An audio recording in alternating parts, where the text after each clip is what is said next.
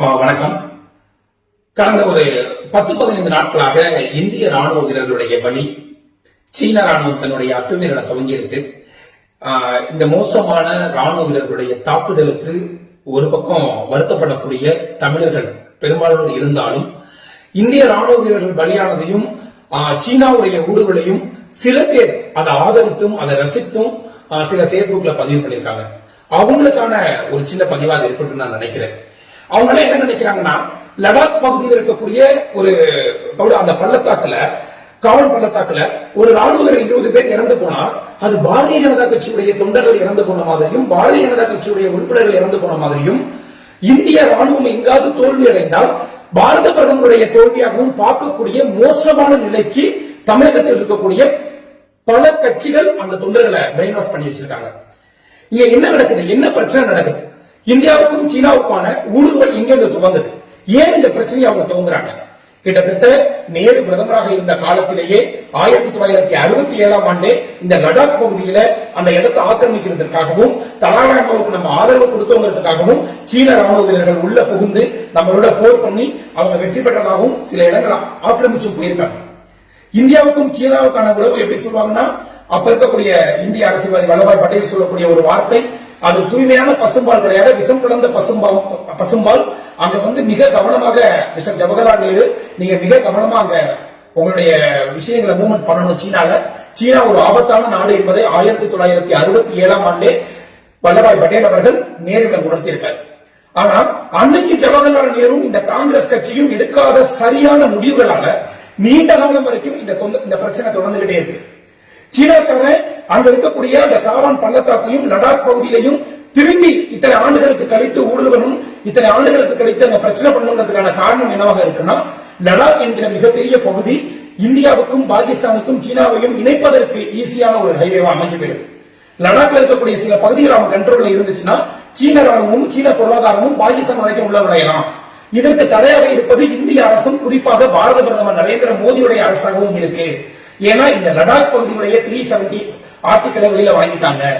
இதற்கு பின்னாடி என்ன நடக்குதுன்னா, அங்க இருக்கக்கூடிய முக்கியமான சீனாவுக்கு ஆதரவாக இருந்து கொண்டு தேசத்திற்கு விரோதமாக செயல்பட்டுக் கொண்டிருந்த அங்க இருக்கக்கூடிய அரசியல்வாதிகள் எல்லாம் முடக்கப்பட்டு விட்டார்கள். இப்போது அந்த தேசிய காற்று சுவாசித்துக் கொண்டிருக்கிறார்கள் லடாக் மக்கள்.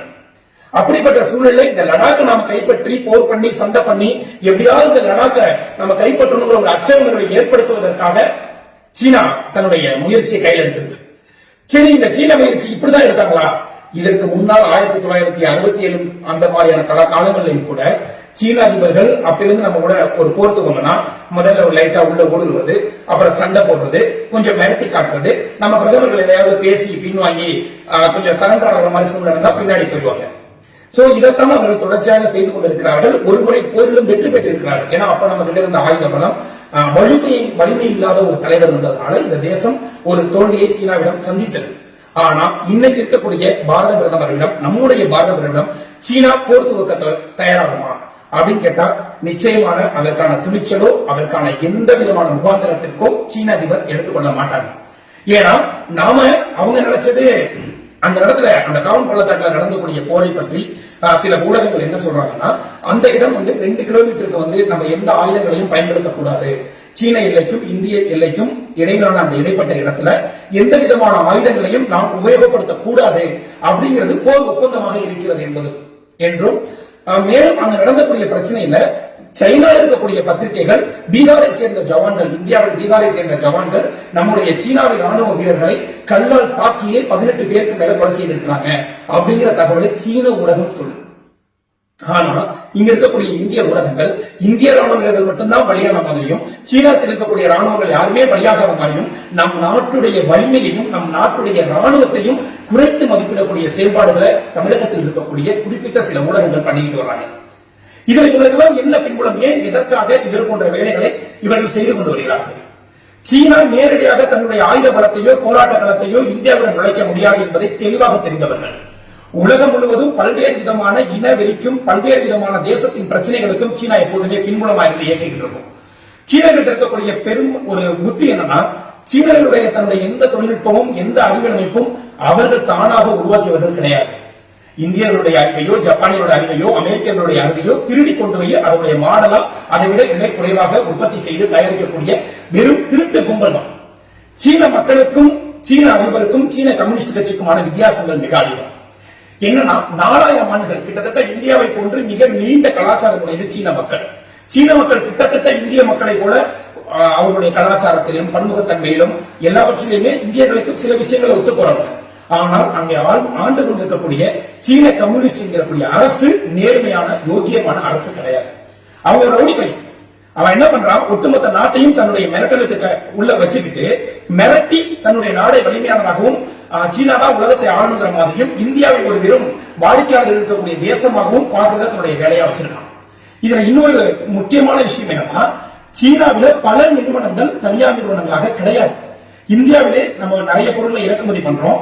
இறக்குமதி பண்ணக்கூடிய பெரும்பாலான பொருட்களுடைய எல்லா நிர்வாகத்திலும் அங்க இருக்கக்கூடிய சீன கம்யூனிஸ்டை சார்ந்தவர்கள், ஆளும் கட்சியை சார்ந்த பிரமுகர்களோ அவருடைய பினாமியோ அவங்க பேக்ரவுண்ட்ல இருந்து போய் உழைக்கிறாங்க. சீனாவில இப்ப சீனாவில போய் நம்ம கால் பதிச்சிருக்கோமா, சீனா மட்டும் தான் பெரும் உற்பத்தி மையமா மாறி இருக்கா அப்படின்னு கேட்டா, தமிழகத்தை சேர்ந்த டிவிஎஸ் நிறுவனம் கூட சீனாவில் ஒரு மேனுபேக்சரிங் யூனிட்டை போட்டுட்டு தயாரிக்கிறது. சீனாவை பொறுத்தவரை மிக தெளிவாக இருக்கிறார்கள்.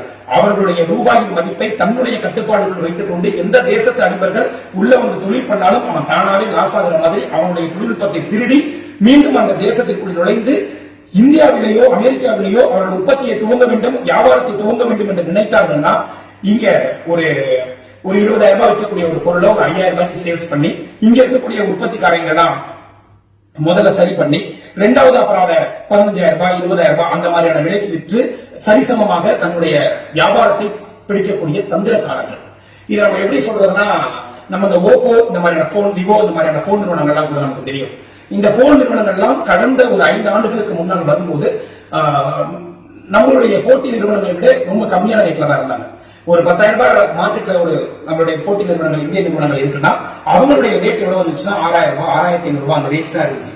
ஆனா இன்னைக்கு 15,000 ரூபாய்க்கும் 20,000 ரூபாய்க்கும் அந்த ஓப்போவும் விவோவும் இந்தியர்களுடைய செல்போன் மாதிரி தன்னுடைய ஒட்டுமொத்தமாக மாற்று நிறுவனத்தில் இருக்கக்கூடிய திருடி அந்த தொழில்நுட்பங்களை வச்சுக்கிட்டு இங்க இருக்கக்கூடிய இந்திய நடிகர்கள், இந்திய அரசுகளை கையில் வைத்துக் கொண்டு அவர்கள் தன்னுடைய விலையை உயர்த்தி அது ஒரு பிராண்ட் ஆகிட்டாங்க.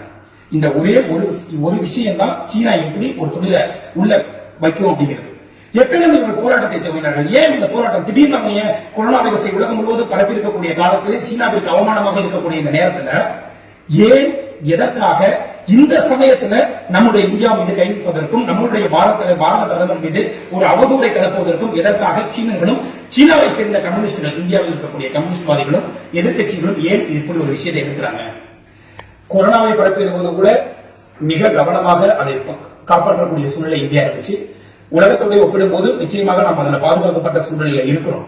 ஆனா சீனாவுடைய மிகப்பெரிய பயம் என்னன்னா, கொரோனாவுக்கு இந்தியா மருந்து கண்டுபிடிக்கும் என்பது அவர்களுக்கு பயம் அல்ல. இதைவிட மிகப்பெரிய கொடிய நோய்கள் எல்லாம் மீண்டு எழுந்து வந்தது இந்த தேசம். அவர்களுக்கு இந்த நோயெல்லாம் வச்சு மலேரியா வந்துச்சு, டெங்கு வந்துச்சு, எத்தனையோ நோய்கள் வந்துச்சு. இதெல்லாம் தாண்டி வளர்ந்த தேசம் இந்திய தேசம். அவர்களுக்கு ஒரு நோயால இருக்கக்கூடிய மனித ஆற்றலை அழித்து விட முடியும் என்கிற நம்பிக்கையே அவர்களுக்கு கிடையாது. அவர்களுக்கு எங்கு பயம் ஏற்பட்டது தெரியுமா? எப்போது பாரத பிரதமர் சுதேசி என்கிற வார்த்தையை பயன்படுத்தினாரோ அப்போதே சீனாவில் இருக்கக்கூடிய கம்யூனிஸ்ட் அந்த கட்சிகளுக்கும் அங்க இருக்கக்கூடிய பெரிய தொழிலதிபர்களுக்கும் உலக முதலீட்டாளர்களுக்கும் அச்சம் ஏற்பட்டது. நம் சுதேசி என்கிற வார்த்தை. இந்திய பொருட்களை நாம் தயாரிப்போம், இந்திய பொருட்களை இருந்து நாம் வாங்கிக்குவோம் அப்படிங்கிற விஷயத்தை கையில் எடுத்தார் நம்மளுடைய பாரத பிரதமர். இதை அவர் ஆட்சிக்கு வந்த உடனேயே மேக் இன் இந்தியா அப்படிங்கிற ஒரு திட்டத்தின் மூலமாக இந்தியாவில் இருக்கக்கூடிய உற்பத்தி துறையை சரிபடுத்தி இருக்கார். இன்னைய வரைக்கும் இப்ப நம்ம எல்லாருக்குமே பிராக்டிகலா சில விஷயம் தெரியும். இந்தியாவில இருந்து சீனாவில இருந்து எந்த பொருளையும் வாங்காம 6 மாசம் லாக்டவுன்ல நம்மளால வாழ முடியுங்கிறது நம்ம எல்லாருக்குமே தெரியும். நமக்கு 3,000 ரூபாய்க்கு மளிகை சாமானும் வீட்டு வாடகையும் ஒரு அடிப்படையா மருத்துவத்துக்கு காசும் இருந்தா போதும் நம்ம வாழ்ந்துடலாம். இதை தாண்டி நம்ம வச்சிருந்தது எல்லாமே அத்தியாவசியமான விஷயம் தாங்கிறத நம்ம எல்லாரும் உணர்ந்துருக்கோம். நம்ம இப்ப சீனால இருந்து அரிசி வாங்கணுங்கிற அவசியத்தில் இல்ல, சீனாவில இருந்து கோதுமை வாங்கணுங்கிற அவசியத்தில் இல்ல, சீனாவில இருந்து காய்கறி வாங்கணுங்கிற அவசியத்தில் நாம் இல்லை. ஆனா சீனா இது மாதிரி இந்தியா கிட்ட இருந்து எதையுமே வாங்காம உலக நாடுகள் வாழ முடியுமா அப்படின்னு கேட்டா அவங்களால நிச்சயமாக வாழ முடியாது.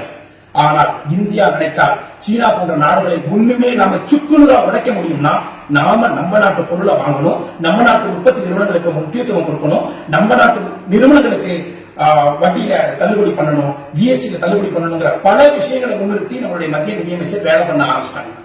இந்த வேலை பண்ண பண்ண பண்ண அவங்களுக்கு பயம் ஏற்படுது. இந்தியாவில உற்பத்தி பண்ணி இந்தியாவில பொருட்களை வாங்க ஆரம்பிச்சாங்கன்னா ஆட்டோமேட்டிக்கா சீனா ஒண்ணுமே இல்லாத நாடா போயிடும். இந்தியர்களை நம்பி மட்டுமே பிழைப்பு நடத்த கொண்டிருக்கக்கூடிய நம்மளை நம்பி வாழக்கூடிய பிச்சைக்காரர்கள் தான் சீனர்கள். ஆனால் நமக்கு சவாலாக இருப்பது எது? சீனா மட்டும்தானா? கிடையாது. இங்க என்ன பெரிய பிரச்சனைனா, இங்க இருக்கக்கூடிய கம்யூனிஸ்ட் கட்சியை சார்ந்தவர்கள் எல்லாம் இப்போது ஒரு அனைத்து கட்சி கூட்டம் நடக்கும்போது கூட ஒரு கம்யூனிஸ்ட் தலைவர் சொல்றாரு, நீங்க நேருடைய பஞ்சசீல கொள்கையை கடைபிடிக்கணும், அண்டை நாட்டோட அன்பா இருக்கணும், அண்டை நாட்டு எல்லைகளை தலையிடக்கூடாது, இது மாதிரிலாம் சில கொள்கைகளை நீங்க கடைபிடிக்கணும், நமக்கு கிளாஸ் எடுக்கிறாரு. ஆனா அவருக்கு ஒரு இந்தியா மாதிரியான ஒரு பரந்த நாட்டிலே கம்யூனிஸ்ட் கட்சிகளை சார்ந்தவர்கள் சீனாவுக்கு ஒரு கண்டனம் தெரிவிப்பதற்கோ சீனாவுடைய அதிபருக்கு நாங்கள் சீனாவிலிருந்து வந்தோம் அப்படின்னு சொல்ற அளவுக்கான துணிச்சல் இருக்கக்கூடிய கம்யூனிஸ்ட் கட்சிகளாக இவர்கள் யாரும் கிடையாது. இவர்கள் எல்லோருடைய ஆலோசனையும் இந்திய ராணுவத்திற்கும் இந்திய பிரதமருக்கு தான் இருக்க தவிர சீன ராணுவத்திற்கு கண்டனமோ சீன அதிபருக்கு கண்டனமோ கிடையாது. இதிலிருந்தே இந்தியர்கள் புரிந்து கொள்ள வேண்டும், சீனா மட்டும் நமக்கு எதிரி அல்ல. இந்தியாவில் இருக்கக்கூடிய கம்யூனிஸ்ட் மற்றும் அதை சார்ந்த காங்கிரஸ் கட்சி இவர்கள் ஏற்கனவே அந்த 2004 2014 காலங்களில் இந்தியாவுக்கு வர வேண்டிய பல தொழில் புரட்சிகளை இவர்கள் புத்திசாலித்தனமாக சீனாவுக்கு தள்ளிவிட்டவர்கள். இங்க இருக்கக்கூடிய பல செயலிகள் இன்னைக்கு நம்மளுடைய அப்ளிகேஷன்ல டிக்டாக்ல இருந்து பல விதமான செயலிகள் நாம் எதெல்லாம் பயன்படுத்துறோமோ அது எல்லாம் சீனா. நீங்க கூட சாதாரணமா பாத்துருப்பீங்க. இவங்க சைக்காலஜியா இருக்கக்கூடிய ஊடகங்கள் கம்யூனிஸ்ட் ஆதரவு விஷயங்கள்லாம் என்ன மாதிரியான விஷயங்களை சைக்காலஜியா சீனாவுக்கு ஆதரவா இருக்கிறாங்க அப்படின்னு நீங்க கவனிச்சு பாத்தீங்கன்னா, நாடே கொரோனால பிரச்சனைகள் இருக்கும்போது டிக்டாக்ல நடக்கக்கூடிய ஒரு ஜோடியுடைய பஞ்சாயத்தை முக்கியமான ஊடகங்கள்லாம் ஒளிபரப்பிட்டு இருக்கோம். நீங்க நல்லா அதை கவனிக்கணும்.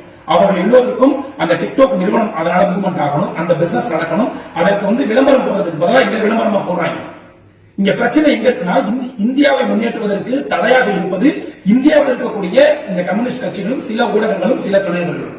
இவன் என்ன பண்றான், பிஜேபி வரக்கூடாது, மோடி வரக்கூடாது அப்படின்னு போன தடவை எவ்வளவு ட்ரை பண்ணி பார்த்தாங்க, வேற நடக்கல. இந்தியாவில் இருக்கக்கூடிய மக்கள் இந்தியாவின் தலைவராக மோடி போன்ற ஒருவர் பிரதமராக இருந்தால் மட்டும்தான் இந்தியாவை மீட்க முடியும் என்பதற்கு இது ஒரு உதாரணமா நீங்க மைண்ட்ல வச்சுக்கிறேன். எல்லாரும் நல்லா சிந்திங்க. நான் சொல்லக்கூடிய விஷயங்கள் எல்லாமே யதார்த்தமான களத்தில் இருக்கக்கூடிய உண்மையான தகவல்கள். நாம் இந்திய பொருட்களை வாங்கணும்னு சொன்னோம்னா ஆமா ஓவன் பாசம் உடனே அடிச்சுட்டு ஒரு பேட்டி கொடுக்கிறாரு. அப்படி இல்லாம ஒரு நாடு உலக நாட்டை உலகமயமாக்கல் பண்ணிருக்கு. உலகமயமாக்கல் பண்ணிருக்கக்கூடிய சூழ்நிலையில நாம எப்படி ஒரு நாடை புறக்கணிக்கிறது? நாம் என்ன சொல்றோம், நமக்கு தேவையான அடிப்படையான பொருளை நம்மளால தயாரிக்க முடிஞ்ச பொருளை குறைந்தபட்சம் அதை வாங்குறதுக்கான முயற்சி இப்ப ஆரம்பிப்போம். அது நம்மளால எதுவும் முடியாது, எதுவும் நடக்காதுன்னு சொல்லியே காலம் தந்த காங்கிரஸ் கட்சி 50 வருஷம் அழிஞ்சு போச்சு. அது மக்களையும் 50 வருஷம் பின்னாடி கொண்டு போயிடுச்சு. ஆனா இப்ப இருக்கக்கூடிய அரசு அப்படி அல்ல. குறைந்தபட்சம் நம்மளால என்னெல்லாம் சீன பொருட்கள் இருந்து மாற்றா இந்திய பொருட்களை வாங்க முடியுமோ அதை வாங்குறதுக்கான சூழல் இருக்கும் பட்சத்தில், உற்பத்தி பண்ண முடியும் பட்சத்தில் ஏன் அதை நம்ம செய்யக்கூடாது அப்படிதான் நினைக்கிறாங்க. அந்த சிந்தனையில தான் சுதேசியுடைய இயக்கம் இது ஒரு ஆரம்பமாக இருக்கட்டும். ஏன்னா காங்கிரசுடைய மிக கொடுமையான சூழ்நிலை, எந்த அந்நிய பொருட்களை எல்லாம் எரித்து பிரிட்டிஷ்காரருடைய சிற்க நான் வாங்க மாட்டேன், என்னுடைய கதை தான் பயன்படுத்துவேன்னு சொல்லி காந்தியை வச்சு ஓட்டு வாங்கக்கூடிய காங்கிரஸ்காரர் சொல்கிறார், காந்தியுடைய வம்சத்தை சேர்ந்தவர் என்று சொல்லக்கூடிய பாசம்பரம் சொல்கிறார், சீனாவில இருந்து நம்ம எல்லா வியாபாரத்தையும் பண்ணாம நம்ம ஒண்ணும் பண்ண முடியாது அப்படிங்கிற சொல்றது எவ்வளவு வெட்கக்கேடான காந்திய கொள்கைகளுக்கு முரணானது, எதிரானது என்பதை இந்திய மக்கள் புரிந்து கொள்ளுங்கள். அதையும் தாண்டி இருக்கக்கூடிய இஸ்லாமியர்கள் சில பதிவு செய்கிறீர்கள். உங்கள் மனசாட்சிக்கும் நபிகள் நாயகத்தின் மீது நிச்சயமாக சத்தியம் விட்டு சொல்லுங்கள். இவ்வளவு ஜனநாயகமான எங்கு வேண்டுமானாலும் பள்ளிவாசல் கட்டிக்கொள்ளலாம், எங்கு வேண்டுமானாலும் உங்களுடைய தொழுகையை நடத்திக் கொள்ளலாம், எங்கு வேண்டுமானாலும் சட்டத்தை மீறி நீங்கள் உங்களுடைய ஆம்பிளிஃபையர்ல சவுண்ட் போடலாங்கிற உரிமையை கொடுத்த இந்தியர்களுக்கு எதிரானதாக, விசுவாசமற்று பள்ளிவாசல் கூட அமைக்க அனுமதி கொடுக்காத, உங்களுடைய அரேபிய மொழிக்கு கூட அனுமதி கொடுக்காத சீனாவுக்கு ஆதரவாக நீங்கள் பதிவிடுவது என்பது சொந்த தாய்க்கு துரோகம் செய்வதை விட மோசமானது. தாய் நாட்டுக்கு துரோகம் செய்வது. எப்போது பாகிஸ்தானோட பிரச்சனை பாகிஸ்தான் பக்கம் போயிருந்தேன். நான் எல்லோரையும் சொல்லவில்லை, குறிப்பிட்ட சிலரை சொல்கிறேன், குறிப்பிட்ட சில கட்சிகளை சார்ந்தவர்களை சொல்றேன், அறியாமல் இருக்கிறவரை சொல்றேன். ஏன் இது மாதிரியான தொடர்ந்து இந்த மாதிரி வேலையை பண்ணிட்டு இருக்கீங்க? சிலர் போடலாம் பேஸ்புக்ல, சீனாவை நாம் எதிர்க்க முடியாது, சீனா பிரம்மாண்டமான நாடு. இதை விட பிரம்மாண்டமான நாடாக இருந்தது சோவியத் குடியரசுடைய ரஷ்யா. ஒட்டுமொத்த அறிவாளிகளையும் ஒட்டுமொத்த பொருளாதாரங்களையும் தமிழகத்தை கொண்டு விட்டு உலகத்துக்கே நாங்க தான் வழிகாட்டுவோம்னா 7 நாளா 8 நாளா சிதறி உடஞ்சு வெளியே ஓடி போனோம். ஏன்னா கம்யூனிஸ்ட் எப்போதெல்லாம் மக்கள் அடக்குமுறைகளுக்குள் ரொம்ப காலம் இருக்க மாட்டார்கள். எழுதி வைத்துக் கொள்ளுங்கள், இன்னும் 50 ஆண்டு காலத்தில் சோவியத் குடியரசு ரஷ்யாவை போல சீனா என்கிற நாடு துண்டு துண்டாக பிரியும். அப்போதும் இந்திய பாரதம் ஒற்றுமையாக இருக்கும். இதுதான் பாரதத்துடைய உணர்வு. பாரதிய ஜனதா கட்சியும் எங்களுடைய பாரத பிரதமரும் பாரதிய ஜனதா கட்சியுடைய கொள்கைகளும் சித்தாந்தங்களும் இந்தியாவில் உயிரோட்டமாக இருக்கும் வரை இந்தியா என்பதை எவனாலும் உடைக்க முடியாது. உடைங்கிற கற்பனையில நீ என்ன காசு என்ன கூடாது நடக்காது. எத்தனை மொழி வேணாலும் பேசுவோம், எத்தனை மத வேணாலும் இருப்போம். பாரத் மாதா கி ஜெயங்கிற ஒற்றை வாசகத்துல, ஜெயங்கிற ஒற்றை வாசகத்துல இந்தியா இருக்கக்கூடிய ஒட்டுமொத்த இந்தியரும் ஒரே கை பக்கம் தான் நிற்போம். சில தேசி மகன்களையும் சில தேசி ஊடகங்களையும் சில தேசிய அரசியல் கட்சிகளையும் தவிர்த்து, சில பேரை மட்டும் தவிர்த்து எவ்வளவு பெரிய கொடுமையான இந்த நிகழ்வுகளில் கூட மோசமான பிரச்சாரத்தை முன்னேற்றங்களை முன்னெடுத்து என்னன்னு சொல்றது? ஆலோசனை சொல்லுங்கள். அரசுக்கு ஆலோசனை சொல்வதற்கான தகுதி இருக்கிறது. நீங்கள் அரசுக்கு என்ன வேணுமானாலும் ஆலோசனை சொல்லுங்கள். ஆனால் நம்மளுடைய ராணுவ வழியில் கூட அரசியல் சித்தாந்தம் பேசுறீங்க. அந்த அளவுக்கு உங்களுக்கு இந்த தேசத்தை முன்னேறதுல உங்களுக்கு என்ன தடையா இருக்குது? என்ன தடையா இருக்குது? ஏன்னா சீனாக்காரனுக்கும் இந்தியாக்காரனுக்கும் சில வித்தியாசம் இருக்கு. சீனாக்காரன் எந்த பெரிய நிறுவனங்கள்ல வேலை பார்த்தாலும் அந்த நிறுவனத்திலிருந்து அங்க இருக்கக்கூடிய தொழில்நுட்பத்தை திருடிக் கொண்டு சீனாவில் வந்து தயாரிக்கிறதுக்கு அங்க இருக்கக்கூடிய தன்னுடைய நாட்டு வழக்கெல்லாம் தயாரா இருக்கான். ஆனா இந்தியக்காரன் என்ன பண்றா, எங்க வேலை பார்த்தாலும் நேர்மையாகவும் உண்மையாகவும் இருக்க பழகிறான். கொஞ்ச நாள்ல என்ன யாரா எப்படா அவங்க பாஸ் வாங்கி அந்த நாட்டுக்கு செட்டில் ஆகலாம்னு நினைக்கிறான். இது மட்டும்தான் சீனா வலிமையாக இருப்பதற்கும் இந்தியா இன்னும் வலிமையாக மாறுவதற்கு காலம் தாழ்ந்துவதற்கும் காரணமும் இது மட்டும்தான். இந்தியாவில் இருந்து வெளியேறக்கூடிய அத்தனை தொழில் முதலீட்டாளர்களுக்கும் எங்களுடைய தமிழர்களுக்கு நான் சொன்னதா இருக்கட்டும், நான் எல்லா தமிழர்களுக்கு சொல்றேன், இன்னைக்கு உலகத்தை ஆட்டி படைக்கக்கூடிய மிகப்பெரிய தொழில்களாக இருக்கக்கூடிய சிவநாடு ஐயாவிலிருந்து நீங்கள் எல்லோரும் இந்தியாவில் தொழில் துவங்குவதற்கு ஒட்டுமொத்தமாக முயற்சி செய்யுங்கள். உலகம் முழுவதும் பணியாற்றக்கூடிய தமிழர்களே, கூகுள் பிச்சை போன்ற மிகச்சிறந்த புத்திசாலிகளே, எங்கள் இந்தியாவிற்கு தேவை. எங்கள் தேசத்திலிருந்து எங்கள் அரசிலிருந்து படித்தவர்கள் நீங்கள். எங்களுடைய ஏழைகளுடைய வரிகளிலிருந்து முன்னேறியவர்கள் தான் நீங்கள். அதெல்லாம் மறந்துடாதீங்க. தயவு செய்து இந்தியாவில் இருக்கக்கூடிய உலகத்தின் வல்லரசுகளில் வேலை செய்து கொண்டிருக்கக்கூடிய தொழில் முனைவோர்கள், தொழில்நுட்பவாதிகள், அறிஞர்கள், சிந்தனையாளர்கள், உழைப்பாளிகள், உங்கள் கவனத்தை தேசத்தின் மீது திருப்புங்கள். உங்களுடைய அறிவையும் திறமையை இந்தியாவுக்கு காட்டுங்க. சீனா இன்னும் உங்களுக்கு வலிமையான பிரதமர் இருக்கிறார். கடந்த காலங்களைப் போல கமிஷன் ஏஜென்ட்டோ ஒரு தொழில் துவங்குவதற்கு தடையாக இருக்கக்கூடிய நிர்வாகம் உள்ள பிரதமரோ இப்போது கிடையாது. இந்த தேசத்தை உயிர் மூச்சாக கொண்டு இந்த தேசத்திற்காக எதையும் தாங்கக்கூடிய பாரத பிரதமர் நரேந்திர மோடி இருக்கக்கூடிய காலத்திலே மீண்டும் நாடு திரும்புங்கள். உலகம் முழுவதும் போய் முதலீட்டுல போட்டு உலகம் முழுவதும் தொழில் செய்யக்கூடிய உலகளாவிய இந்தியர்களுக்கான ஒரு கருத்தாக முன்வச்சுக்கங்க. மீண்டும் திரும்புங்கள். நம் தேசத்தை முன்னேற்றுவோம். இங்க இருக்கான் கோடிக்கணக்கான இன்ஜினியர் காத்திருக்கிறான். நீங்கள் வேலை தர மாட்டீங்களா, எங்களுடைய அறிவை பயன்படுத்த மாட்டீங்களான்னு கிராமத்திலிருந்து பிஇ முடிச்சுட்டு எம்இ முடிச்சுட்டு படிச்ச ஒவ்வொரு இளைஞனும் வீட்டுக்கு ஒரு தேர்றான். நாட்டுக்குள்ள இன்னைக்கு ராணுவத்துக்கு வேணும்னு கேட்டா கூட இங்க இருக்கக்கூடிய எச்ச கம்யூனிஸ்ட் அரசை பார்த்து நான் சவாலா விடுறேன். நீ என்ன சீனாவுக்கு குழப்பம் நடத்திட்டு போனாலும் சரி, நாளைக்கு காலையில என்னுடைய பாரத பிரதமர் இந்த நாட்டை பாதுகாக்கணும் கிளம்பிடுவான்னு சொன்னா இங்க இருக்கக்கூடிய 30 கோடி இளைஞர்கள் எல்லையில நிற்பான். அவங்கிட்ட ஆயுதம் இருக்கட்டும், அவங்கிட்ட ஹெலிகாப்டர் இருக்கட்டும், அவங்கிட்ட என்ன சக்தி வேணாலும் இருக்கட்டும், அதை விட என் தேசத்திற்காக எதையும் எதிர்பார்க்காத உயிரை விடக்கூடிய 30 கோடி 40 கோடி இளைஞர்கள் உள்ள தேசம். இந்த இளைஞர் எல்லாருமே பாரத பிரதமருடைய ஒற்றை வார்த்தைக்கும் இந்த தேசத்திற்கும் இருப்பான். என்ன வேணாலும் பொறுக்கித்தனம் பண்ணிட்டு என்ன வேணாலும் சீனாவுக்கு ஆதரவா என்ன பிழைப்பு நடத்தினாலும் இனி ஒரு காங்கிரஸ் போன்று ஒரு நிர்வாகத்தை இந்தியாவில் கொண்டு வரலாம் என்பதை கனவாக கூட நினைக்காதீர்கள். அதனால சீன கம்யூனிஸ்டுக்காரங்க இந்திய கம்யூனிஸ்டுக்காரங்க பிரச்சாரம் பண்ண மாட்டேங்கிற, அவனை எதிர்த்து கருத்து தெரிவிக்க மாட்டேங்கிற, அவன் கீழே இருக்கக்கூடிய கம்யூனிஸ்டையும் ஃபாலோ பண்ண மாட்டேங்கிற, வியட்நாம் இருக்கக்கூடிய கம்யூனிஸ்டையும் ஃபாலோ பண்ண மாட்டேங்கிற, சீனாக்காரங்க வியட்நாம் அடிச்சப்ப கூட ஏன் பணக்கார கம்யூனிஸ்ட் மட்டும் உடைய முன்னிறுத்த வச்சிருக்க? அப்ப எல்லாருமே ஏதோ விதத்துல மாமா வேலையோ பொம்மா வாங்கிட்டு இருக்கேன்னு அர்த்தம். ஏதோ ஒண்ணு பண்ற சீனாக்காரனுக்கு அதே கம்யூனிஸ்ட் கொள்கை தானே. ஏன் வியட்நாமிலையும் முன்னால கியூபாவில் இருக்கக்கூடிய கம்யூனிஸ்ட் கொள்கை எடுத்துக்கொள்ள முடியல? முடியாது. தமிழர்கள் இதை புரிந்து கொள்ள வேண்டும். தமிழ்நாட்டில் எங்காவது ஒரு இடத்துல இந்த மாதிரி சீனாவுக்கு ஆதரவாகவோ இந்திய பிரதமருக்கு எதிர்ப்பாகவோ யாராவது பேஸ்புக்ல போஸ்ட் போட்டா அவங்க நல்லா கவனிச்சு பாருங்க. நீங்க நல்லா கவனிச்சு பாத்தீங்கன்னா ஆழமா எங்க இருந்தோ இந்த தேசத்திற்கு துரோகம் விளைவிக்கணும், இந்த தேசம் அழிய வேண்டும் நினைக்கக்கூடிய நபராகத்தான் இருப்பார். இந்த நபர்களை நாம் கலந்தெடுக்க வேண்டும். இந்த நபர்களை கலந்தெடுக்க வேண்டும் என்றால் நேர்மையான இந்த போர் வந்து பாரதிய ஜனதா கட்சிக்கும் சீன ராணுவத்துக்குமான போர் கிடையாது. பாரத பிரதமர் என்பவர் ஒட்டுமொத்த இந்திய தேசத்திற்குமான பிரதமர். அவர் எங்களுடைய பிரதமர் அல்ல, நமது பிரதமர். எதிர்கட்சிக்கும் அவர் தான் பிரதமர், ஆளுங்கட்சிக்கும் அவர் தான் பிரதமர். இந்த தேசத்துடைய ஒரு மகாத்மாவாக இந்த தேசத்திற்கு உழைத்துக் கொண்டிருக்கக்கூடிய பாரத பிரதமருடைய கரங்களுக்கு நம்பிக்கை கொடுங்க, ஒரு நம்பிக்கை கொடுங்க. நாங்க இருக்கிறோம், நீங்க எந்த முடிவுகளும் எடுங்க. நாம இருக்கோம். இந்த கொரோனாவை தாண்டி இந்தியா இன்னும் மேல முன்னேறும். நாம முன்னேறிட்டே இருப்போம். அடிக்க உதைச்சு இந்த நாட்டை எத்தனையோ பேரரசுகள் ஆண்டுச்சு, எத்தனையோ நாட்டுக்கார அடிமை பண்ணி பார்த்தாங்க. அத்தனையும் கடந்து ஒற்றை சிதறலை கூட சந்திக்காமல் இந்தியா என்கிற உணர்வோடு ஒட்டுமொத்த மதமும் இந்தியா நிற்கிறோம்ல. இந்த பலம் உலகத்தில் இருக்கக்கூடிய எந்த நாடுகளுக்கும் கிடையாது. எந்த விதமான அடக்குமுறையும் உங்களுக்கு விதிக்கல. சீனாவில் இருப்பது போல ஒரு நாள் அடக்குமுறையை விதிச்சா இந்தியா என்ன ஆகும் தெரியாது. எந்த அடக்குமுறையும் கிடையாது.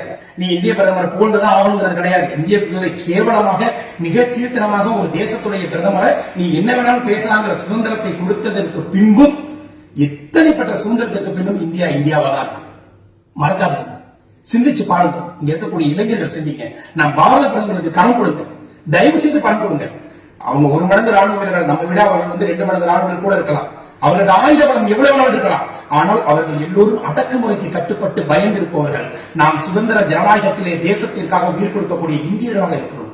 நமக்குள்ள அத்தனை மொழி வேறுபாடு, மத வேறுபாடு, இன வேறுபாடு இருக்கலாம். எது இருந்தாலும் நாம் இந்தியர்களாக இருக்க வேண்டும் என்பதை ஒரு இந்தியனாக உங்களுக்கு சொல்லிக் கொள்கிறேன். சீனாவை வீழ்த்துவோம், இந்திய பொருட்களை வாங்குவோம், இந்திய முதலாளிகளை உருவாக்குவோம். பாரத் மாதா கி ஜெய். ஜெய் ஹிந்த்.